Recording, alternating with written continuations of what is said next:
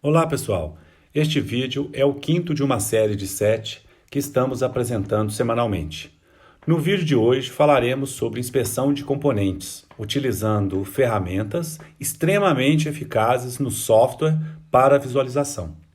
Os vídeos mostrados foram todos filmados utilizando a revolucionária e absolutamente incrível tecnologia de processamento de vídeo Motion Amplification da RDI. Será apresentado pelo CEO e fundador da empresa, Jeff Hay.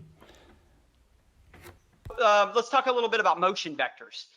This is a tool that I think is interesting that you can sort of leverage. Again, going beyond just the motion amplification, but leverage it to be able to show motion in a different way. And so I'm going to pull up a rotor kit beam. This is a machine vibration trainer that has a cantilever beam on top. And if you notice here, we put all these boxes. These are called ROIs. We won't go into the details of that here, but just know that these are all measurement points that you just drew a box around and it made a measurement for you. And you can turn all of those into vectors. And I'm going to play this back. I'm going to slow it down just a little bit.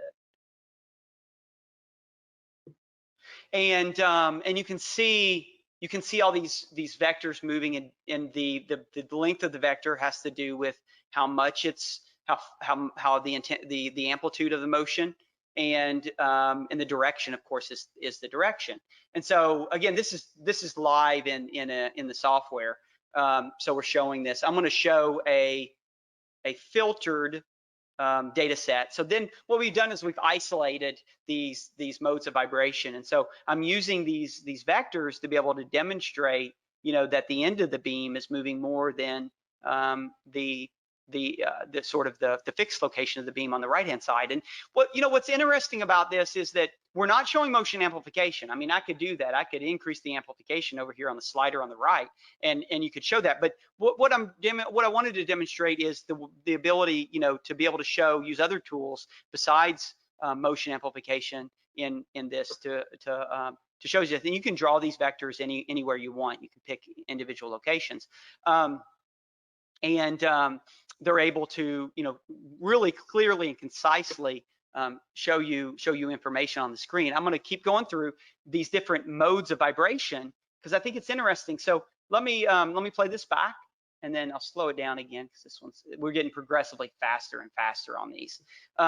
So notice you can immediately see that this one looks a little different. It's a third mode of vibration, but it's actually got a little bit of a right-left motion to it because this beam's sliding. And again, we could see that in the motion amplification video, but the vectors do a really good job. And once you start to get to these high modes of vibration, you can start to see things like the nodes and the antinodes. And so that's pretty interesting. Let me just kind of get a still here. Right here, you can see this shape, right? The shape that goes through. And you can see phase really well. And that's one thing I really wanted to make sure I pointed out, that this is a very easy way to show phase.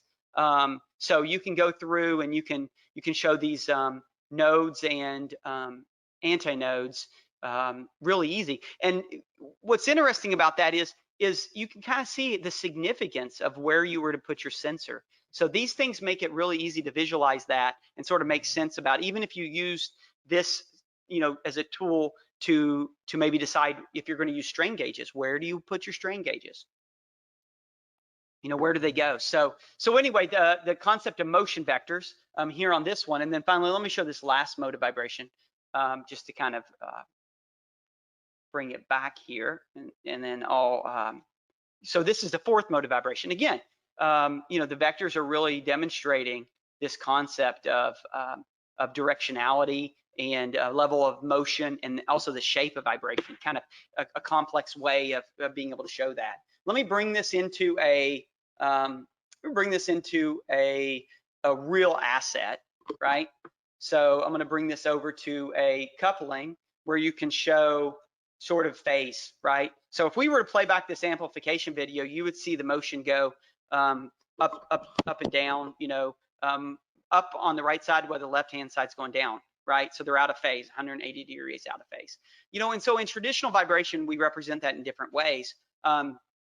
We might do cross-channel phase with 2 accelerometers and then say, they're 180 degrees out of phase. Give you a number, 90 degrees, 180, right? And that number tells you something. I think that's, for me, that's the least intuitive, sort of in a scale of things. And then the next, in sort of being intuitive, you can overlay two plots to show, the graph on a plot. One's going up while the other's going down. But for me, I think the most intuitive is just to show one arrow pointing one way and another arrow pointing another way, and even better to be able to show that over time. And so that really tells me very easily that one side is going up while the other is going down, though we're out of phase, and that's a problem. Again, you could always motion amplify this, right? And it would support that. The right hand side's going up while the left's going down. But the vectors, in my opinion, are a very easy way to be able to show that. So let me just walk through some, again, kind of doing I get ahead of myself. I need to wait for that demonstration slide. Show a few videos here that are demonstrating the vectors, and just kind of in industry, right? Some real life examples of that. So here is in the automotive industry, the use on motors, and again, no motion amplification involved here, plots and the vectors. And what's nice about this is, you can really distill it down to a few points if you're really trying to hit home this idea of the way things are moving relative to one another. So if motion amplification, for example, is showing you sort of a really complex field of view, you can show it really simply with these vectors. And then here is a rail car moving. And what I like about this, you can see the vectors progressively go down, as that goes in that direction, right? And so it's pretty interesting to be able to see that the motion and the way that responds. Again, no amplification, right? And it's also interesting to see them go up like that, because when that train comes on and actually forces it down on the right, it sort of bows up, forces the rail up on the left hand side. So again, just really easy to distill it down. Here's with motion amplification. You can actually see the track kind of depressed there as that train comes through.